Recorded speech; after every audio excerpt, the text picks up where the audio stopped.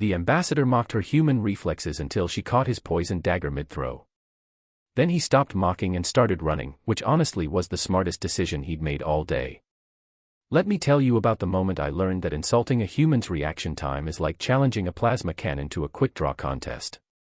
Spoiler alert, you lose before your brain finishes processing what just happened. My name is Kelric Varn, Chief Protocol Officer for the Galactic Diplomatic Corps, and I have orchestrated 847 diplomatic functions across 63 different worlds over the last 19 cycles. I have managed cultural exchanges with species that experience time differently than we do, prevented wars through careful seating arrangements, and once saved an entire treaty negotiation by correctly identifying which fermented beverage was appropriate for which species. Point is, I know diplomacy. I understand the delicate balance of interspecies relations, what behaviors indicate respect versus insult, what gestures mean danger versus greeting. I can read a room full of aliens within seconds and adjust protocols accordingly. I thought I understood humans too, thought I knew their capabilities and limitations, thought I had them properly catalogued in my mental database of species characteristics. I was catastrophically wrong about that last part. The incident happened during the signing ceremony for the Kelvin Accords, a trade agreement that had taken 3 years to negotiate and involved 12 different species with wildly incompatible economic systems. It was supposed to be a formality, a celebration, an opportunity for diplomats to congratulate themselves on achieving something moderately functional out of bureaucratic chaos. The venue was the Grand Assembly Hall on Station Meridian Prime, a massive space designed to accommodate the physical and environmental needs of dozens of species simultaneously. We had atmospheric zones for methane breathers, temperature-controlled sections for species with specific thermal requirements, and gravity plates that could be adjusted for everything from high-gravity crushers to low-gravity floaters. The human delegation was small, just 3 individuals representing Earth's commercial interests. Ambassador Rodriguez led the group, a career diplomat with 15 years of experience. Dr. Chen handled technical specifications and trade law. And Captain Sarah Mitchell provided security, a role that seemed almost decorative given the extensive station security already present. Mitchell was the one who changed everything, though I didn't know that initially.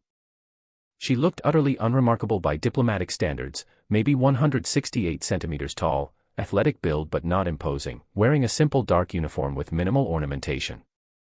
She had light brown hair pulled back in a regulation style, pale skin, and these green eyes that seemed to track everything happening in the room with methodical precision. Most importantly, she stood in that particular way security professionals stand, relaxed but ready, calm but aware, positioned to observe maximum area while maintaining proximity to her principal. I had seen hundreds of security personnel from dozens of species. Mitchell looked competent but not exceptional, capable but not threatening, professional but not particularly noteworthy. That assessment lasted approximately 4 hours before being completely destroyed. The trouble started with Ambassador Thex, the Vraxian representative. Thex was old, ambitious, and deeply resentful that humans had been included in the Kelvin Accords at all. He had spent the entire negotiation process making snide comments about human capabilities, suggesting they were too new to galactic politics to deserve equal trading status, implying they were little better than primitives playing at civilization. I had managed to keep those tensions from derailing negotiations, but Thex clearly wasn't finished expressing his displeasure. The signing ceremony proceeded normally through the first 11 delegations. Each ambassador approached the treaty document, made brief remarks, applied their species-specific signature method, everything textbook perfect. Then Thex's turn arrived, and I saw his crystalline structure shift colors in a way that indicated he was planning something. Before I sign, Thex announced, his voice amplified through translation systems, I wish to address concerns about including certain species in this agreement. Specifically, species that lack the fundamental capabilities required for reliable partnership. His faceted eyes focused on the human delegation. Humans claim to be sophisticated, claim to have advanced technology and complex social structures. But they remain primitives in many crucial ways. Slow reflexes, limited sensory perception, minimal natural defenses. They evolved on a backwater world where the greatest threats were other humans and perhaps some large predators. They have no experience with true danger, no understanding of real threats. Ambassador Rodriguez stood to respond, but Thex continued talking, his tone growing more contemptuous. I have studied human biology extensively. Your reaction times are inferior to 43 other council species. Your visual range is limited to a narrow spectrum. Your hearing is mediocre at best. You rely entirely on technology to compensate for natural inadequacy, and yet you expect to be treated as equals in galactic commerce. Ambassador Thex, I interrupted, moving forward to redirect the conversation before it escalated further. Personal assessments of species capabilities are not appropriate for. I am not making personal assessments, Thex said. I am stating documented facts. Humans are demonstrably inferior in reflexes, perception, and threat response. This is not opinion, this is measurable reality. Including them in this agreement is charity, not partnership. Captain Mitchell had been standing quietly throughout this speech, her expression neutral, her posture unchanged. But I noticed her weight had shifted slightly, her stance becoming more centered, her hands moving from clasped behind her back to hanging loosely at her sides. Small adjustments, barely visible, but something about them made my diplomatic instincts activate warning protocols. Perhaps, Mitchell said, her voice quiet but carrying clearly across the hall, you should demonstrate this measurable reality instead of just talking about it. Thex's structure flashed bright red, a Vraxian anger indicator. You dare challenge me, human? You, with your primitive reflexes and limited perception. I'm suggesting that claims should be tested rather than assumed, Mitchell said calmly. You say humans have inferior reflexes. Prove it. Right here, right now. Show everyone that your assessment is based on actual evidence rather than prejudice. The room went completely silent. Several ambassadors made species-specific sounds of shock or concern. I opened my mouth to intervene, to redirect this confrontation before it destroyed 3 years of diplomatic work, but Ambassador Rodriguez touched my arm gently. Let her handle this, Rodriguez whispered. Trust me, Captain Mitchell knows what she's doing. This is highly inappropriate, I protested quietly. Challenges during signing ceremonies are sometimes necessary, Rodriguez finished. Thex has been undermining human credibility throughout negotiations. Sometimes you need to address challenges directly rather than diplomatically deflecting them. Thex was considering Mitchell's proposal, his crystalline body shifting through various color states that indicated calculation and consideration. You wish me to demonstrate human inferiority? Very well. I accept your challenge, primitive. He reached into his ceremonial robes, a movement that should have triggered security alerts but happened too smoothly to activate automated systems. When his hand emerged, he held a blade, a traditional Vraxian honor knife with a curved crystalline edge that gleamed under the hall's lighting. In Vraxian culture, we settle disputes of capability through tests of skill. I will throw this blade. If your vaunted human reflexes are sufficient, catch it. If not, well, perhaps the medical teams will arrive quickly enough to prevent permanent damage. Ambassador Thex, I said loudly, finally finding my voice. Weapons are prohibited in diplomatic functions. Station security will. This is not a weapon, Thex interrupted. It is a ceremonial object used for traditional demonstrations. Surely your protocols allow for cultural practices. He was technically correct. Vraxian honor knives were classified as ceremonial items rather than weapons, a distinction I had never thought would matter until this exact moment. The blade is poisoned, of course, Thex continued conversationally. Tradition requires it. The poison is not lethal to most species, merely incapacitating. Causes temporary paralysis, significant pain, some neural disruption. Effects last several hours. For humans, given your primitive physiology, probably somewhat longer. You want to throw a poisoned knife at a human diplomat, I said slowly, during a treaty signing ceremony, in front of 11 other delegations, and you think this is acceptable behavior? I think the human challenged me to demonstrate her species' inferior reflexes, Thex said. I am merely accommodating that request. Unless she wishes to withdraw her challenge and acknowledge human inadequacy. Mitchell smiled, and something about that expression made my secondary heart skip beats. Throw the knife, Ambassador. Let's see what happens, Captain Mitchell, I tried again. You don't have to do this. We can address Ambassador Thex's concerns through proper diplomatic channels. No, Mitchell said, still looking at Thex. We really can't. Some people don't understand diplomatic language. They only understand demonstrations. So let's demonstrate. She moved to an open area of the hall, positioning herself about 10 meters from Thex with clear space all around.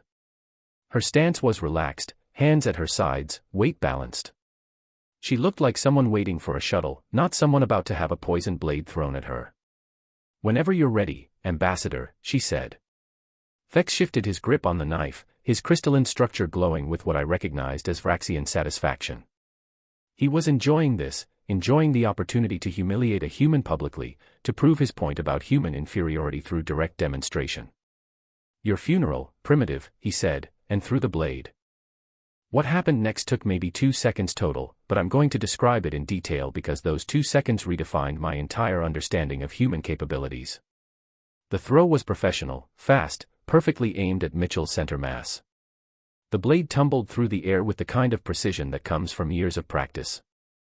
Vraxian honor knives are weighted for throwing, designed to fly true, and Thex had clearly spent significant time mastering the technique. Any normal person would have had maybe half a second to react after recognizing the blade was in flight. Most species would have flinched, ducked, or frozen. Catching a thrown blade mid-flight was considered virtually impossible, requiring the kind of reflexes and hand-eye coordination that maybe 3 or 4 species in the entire galaxy possessed. Humans were definitely not on that list. Mitchell's hand moved. Not a flinch, not a defensive gesture, but a precise, controlled movement that intercepted the blade's trajectory with impossible accuracy.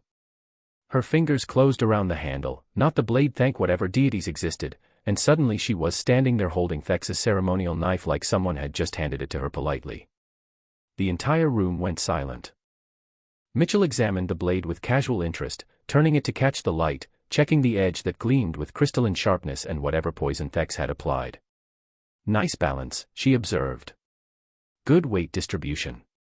This is quality craftsmanship." She looked at Thex. "Want it back, or should I keep it as a souvenir?" Thex's crystalline structure had gone completely colorless, a Vraxian shock response. "That's impossible. Human reflexes are too slow. You should not have been able to track the blade, much less catch it, should not have been able to according to what data?" Mitchell asked. "According to assessments of average human capabilities performed under laboratory conditions.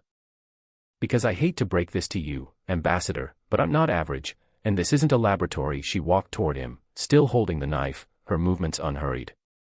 Several security personnel started to intercept, but she waved them off with her free hand. "I'm not going to hurt him. Just returning his property." She stopped about 2 meters from Thex, close enough to be inside his personal space but not threatening. "Let me educate you about human reflexes, since you seem to have incomplete information. Yes, average human reaction time is around 250 milliseconds. That's slower than many species. But that's average, and that's untrained. Military personnel, athletes, people who spend years conditioning their reflexes can get that down to 150 milliseconds or less. I've been training my reflexes since I was 12 years old. 20 years of practice, Ambassador. 20 years of drills, exercises, conditioning my nervous system to respond faster than biology should naturally allow." She held up the knife. "You know what else helps? Predictability. You telegraphed that throw beautifully. Your structure changed color before you moved, your arm cocked back, your weight shifted forward. I knew you were throwing before you released the blade. By the time it left your hand, I had already calculated trajectory, velocity, intercept point. All I had to do was move my hand to the right position and close my fingers at the right moment." "But the precision required," Thex said weakly. "The margin for error is something humans train for," Mitchell finished. "We don't have natural weapons, natural armor, natural advantages. So we train. We practice. We condition ourselves to be better than our biology suggests we should be. That's what humans do, Ambassador. We identify limitations and then systematically work to overcome them through pure stubborn persistence." She offered him the knife handle first, a gesture of returning property rather than threatening. "Your assessment of human capabilities was based on incomplete data. You measured physical attributes in isolation without accounting for training, skill, or determination. That's a rookie mistake, Ambassador. I expected better from someone with your experience." Thex took the knife with a trembling hand, his structure still colorless. "I apologize," he said quietly. "That was inappropriate. I allowed prejudice to cloud my judgment." "Apology accepted," Mitchell said. "And for what it's worth, that was a good throw. Clean technique, solid follow-through. Under different circumstances, I'd compliment your skill." She turned away from him, walking back to her position with the human delegation. The room remained silent, everyone processing what they had just witnessed. I realized I needed to say something, needed to restore some semblance of normal diplomatic procedure before this incident derailed everything. "Well," I said, my voice not entirely steady. "That was certainly an unexpected cultural demonstration. Perhaps we should return to the signing ceremony. Unless anyone else wishes to test Captain Mitchell's reflexes." Nervous laughter rippled through various delegations. The tension broke slightly, enough that we could proceed with the ceremony. Thex signed the treaty without additional commentary, though his structure remained pale and his movements subdued.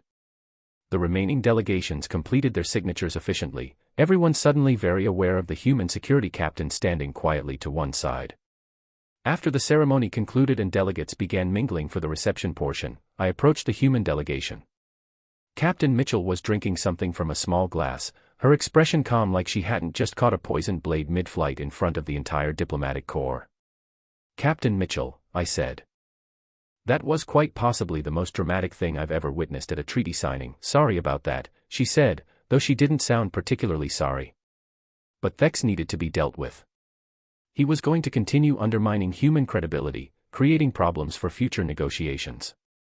Sometimes you need to address challenges directly and definitively, by catching poison knives. By demonstrating capability in a way that can't be dismissed or explained away, she corrected. Thex called human reflexes inferior. I proved him wrong in front of witnesses from 11 other species.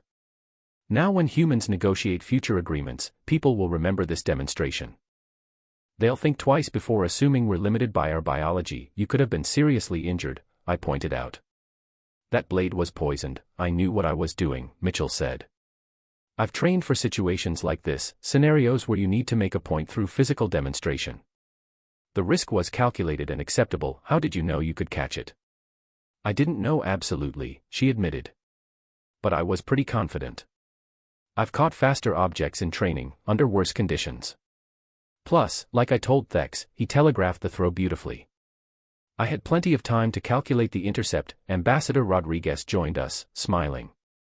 "That was perfect, Captain.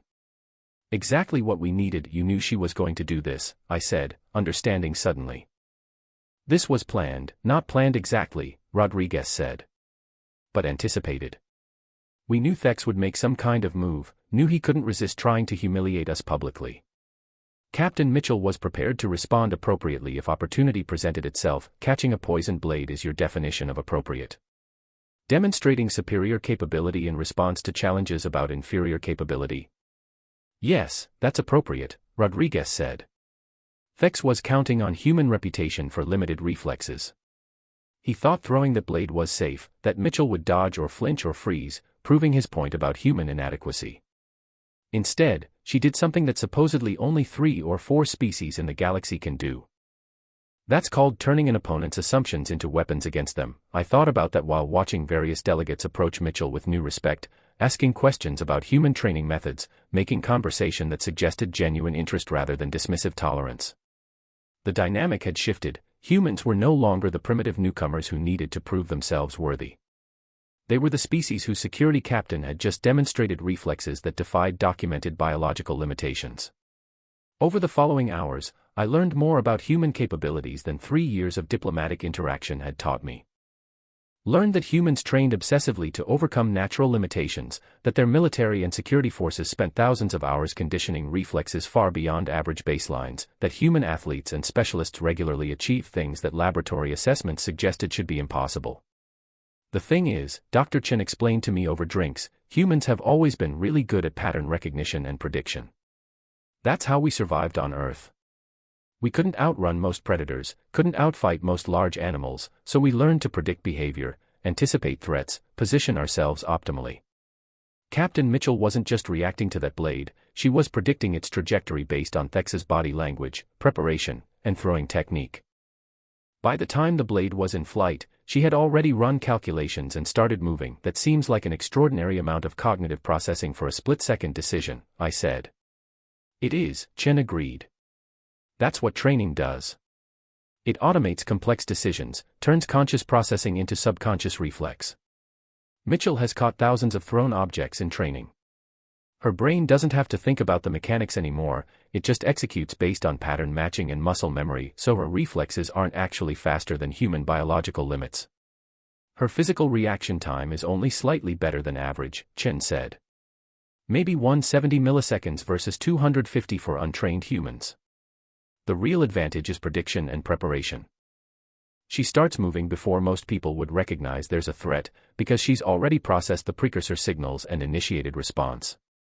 That makes her effective reaction time much faster than biology alone would allow. That's devious, I said.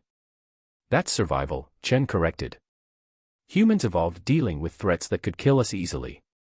We couldn't afford to wait for conscious recognition and decision-making. We developed the ability to process threats subconsciously and initiate responses before our conscious mind fully understood what was happening. Captain Mitchell has trained that natural ability to extraordinary levels, but the foundation is something all humans possess. I watched Mitchell across the room, fielding questions from a Krellian security chief who seemed fascinated by her demonstration. She looked relaxed, professional, utterly unremarkable except for the fact that she had done something that should have been impossible. I need to update our human capability assessments, I said. They're clearly inadequate, probably a good idea, Chen agreed. Though I should warn you, humans are inconsistent. Average capabilities vary wildly based on training, background, motivation. Captain Mitchell represents the high end of human potential, not typical performance. Most humans couldn't do what she did, but some could, Chen confirmed. And you never know which ones until they demonstrate it. That's part of what makes humans unpredictable. We have huge variance in individual capability, much more than species with more standardized development. The reception continued for another 2 hours, and I spent most of that time observing how other diplomats interacted with the human delegation. The dynamic had definitely shifted, conversations were more respectful, questions more genuine, the casual dismissiveness that had characterized earlier interactions had vanished. Ambassador Thex approached the human delegation near the end of the reception, his crystalline structure still showing subdued colors. Ambassador Rodriguez, Captain Mitchell, I owe you both formal apologies. My behavior was inappropriate and my assessments were based on prejudice rather than evidence. Apology accepted, Ambassador, Rodriguez said formally. Though I think you owe Captain Mitchell something more specific. Yes, Thex agreed, turning to Mitchell. Captain, I attempted to humiliate you and by extension your species. I weaponized ceremony and tradition to make a point about human inferiority. That was dishonorable, regardless of cultural context. I apologize sincerely and without reservation. I accept your apology, Mitchell said. And I apologize for showing off a bit with that catch. I could have just dodged, but that wouldn't have made the point as effectively. You made your point devastatingly well, Thex said. I have already submitted corrections to the Vraxian assessment of human capabilities. Other Vraxian diplomats will not make the same mistakes I made. Appreciated, Mitchell said. And for what it's worth, that really was an excellent blade. The balance and craftsmanship are remarkable. Thex's structure brightened slightly, a sign of pleasure. Thank you. It has been in my family for 7 generations. Would you accept it as a gift? As acknowledgement of skill and as apology for my behavior. Mitchell looked surprised. That's a significant gesture, Ambassador. Are you sure? I am certain. You caught it fairly, demonstrated superior skill, and showed restraint when you could have used it against me. By Vraxian tradition, the blade belongs to you now regardless. I merely formalize that transfer with proper ceremony. Mitchell accepted the blade with formal grace, holding it with obvious respect for both the object and the gesture. Thank you, Ambassador. I'll treasure this. They exchanged additional formalities, and I found myself impressed by how quickly they had moved from confrontation to mutual respect. That was the thing about direct challenges, when resolved clearly, they often created stronger relationships than careful diplomatic dancing. The reception wound down, delegates departing to their respective quarters or transports. I remained to oversee cleanup and process the mountain of documentation that always followed major diplomatic events. Ambassador Rodriguez found me reviewing security footage of the blade catch, watching it frame by frame to understand exactly how Mitchell had pulled it off. Mr. Kelrick, she said. Thank you for managing that situation well. I know it was outside normal protocols. It was completely outside normal protocols, I said. But it worked, which is what matters in diplomacy. Though I have questions, always happy to answer. Did Captain Mitchell really have training for catching thrown blades? Or was she improvising? She has extensive training in threat response, including projectile weapons and thrown objects, Rodriguez said. We train all diplomatic security personnel to handle scenarios where they need to protect principals from various threats.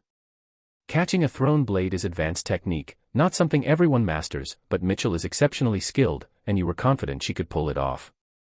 I was confident she would handle the situation appropriately, whether that meant catching the blade, dodging it, or deflecting it. She assessed the optimal response and executed perfectly. Rodriguez smiled slightly. Though I'll admit, watching her catch it was more dramatic than I expected. She definitely has a flair for the theatrical. It certainly made an impression, I agreed. Every delegate here will remember this ceremony, and they'll remember it because of what Captain Mitchell demonstrated. That was the goal, Rodriguez said. Humans are still new to galactic politics. We need to establish credibility, show that we're capable of more than people assume. Sometimes that requires dramatic demonstrations that can't be dismissed or forgotten. Mission accomplished, I said dryly. Over the following weeks, I noticed significant changes in how diplomats discussed humans. The casual dismissiveness was gone, replaced by cautious respect and genuine curiosity. Humans were no longer the primitive newcomers who needed to prove themselves, they were the species whose security captain had caught a poisoned blade mid-throw and made it look easy. I updated our human capability assessments extensively, noting that documented biological limitations didn't account for training, that human specialists could achieve performance levels far beyond average baselines, and that underestimating humans based on standard measurements was a reliable way to be surprised and embarrassed. Captain Mitchell became something of a legend in diplomatic security circles. Other species requested demonstrations of human training methods, asked for exchanges with human security personnel, wanted to understand how humans overcame biological limitations through conditioning and practice. Mitchell handled the attention with professional grace, conducting training seminars, sharing techniques, and generally representing humanity in ways that made my job considerably easier. 6 months after the signing ceremony, I attended another diplomatic function where humans were present. Different venue, different treaty, different personnel. But this time, nobody mocked human reflexes. Nobody suggested humans were too primitive for equal partnership. Nobody made assumptions about human limitations based on biological data alone. And when I saw Ambassador Thex at that function, his crystalline structure brightened in greeting, and he asked specifically about Captain Mitchell's well-being. He had apparently become something of a human advocate in Vraxian diplomatic circles, sharing his story about underestimating a human security captain and learning a valuable lesson about the difference between biological potential and trained capability. You know what the funny thing is? Thex said during a quiet moment. I study that blade catch constantly, watching security footage frame by frame. I've shown it to Vraxian combat specialists, reflexes experts, everyone I can think of. And every single one tells me the same thing. What's that? That it shouldn't be possible. That human biology doesn't support that kind of reaction time and precision. That there must be some trick, some technological enhancement, something explaining it. He made a crystalline sound that translated as laughter. And I tell them no, there's no trick. She's just a human who trained obsessively to be better than her biology suggested she should be. That's what humans do. They identify limitations and systematically overcome them through pure stubborn determination. That's quite the endorsement, I observed. It's truth, Thex said. I learned something important that day. Never assume limitations are absolute. Never think biology is destiny. And never, ever mock a human's reflexes unless you're prepared to be dramatically proven wrong in front of an audience. I thought about that conversation many times over the following years as human integration into galactic society deepened. Thought about how one dramatic moment had shifted perceptions, how Captain Mitchell's demonstration had opened doors that decades of careful diplomacy might not have achieved, how sometimes the best diplomatic tool was simply showing people what you could do rather than telling them. My name is Kelric Varn, Chief Protocol Officer for the Galactic Diplomatic Corps, and I witnessed the moment an ambassador mocked a human's reflexes and learned why that was a catastrophically bad idea. I watched Captain Sarah Mitchell catch a poisoned blade mid-throw with precision that defied documented biological limitations, watched her turn an insult into a demonstration of capability that changed how an entire diplomatic community viewed her species. I learned that day that humans were far more capable than laboratory assessments suggested, that training and determination could overcome enormous biological disadvantages, and that underestimating humans based on their apparent limitations was the fastest way to be shocked and humbled. The ambassador mocked her human reflexes until she caught his poisoned dagger mid-throw. Then he stopped mocking and started learning, which was the best possible outcome for everyone involved. Except maybe his pride, which took damage that probably required several years to fully recover from. But pride heals, and the lesson he learned that day, about the danger of assumptions and the power of human determination, that lesson stuck with him permanently. And with everyone else who witnessed it, myself included. Now I tell this story to every new protocol officer who joins the diplomatic corps. I show them the footage, frame by frame, of a human doing something that shouldn't be possible according to biological data. I explain that humans are unpredictable, inconsistent, capable of extraordinary things when properly motivated and trained. And I end every briefing with the same warning Captain Mitchell implicitly delivered that day: never assume limitations are absolute, never think you understand human capabilities based on average measurements, and never, ever challenge a human to demonstrate their reflexes unless you're prepared for them to do something that makes you question everything you thought you knew about biology and possibility. Trust me on this. I learned it by watching, and watching was educational enough. Experiencing it directly would have been significantly more humbling, and my pride is grateful I never had to test that hypothesis personally.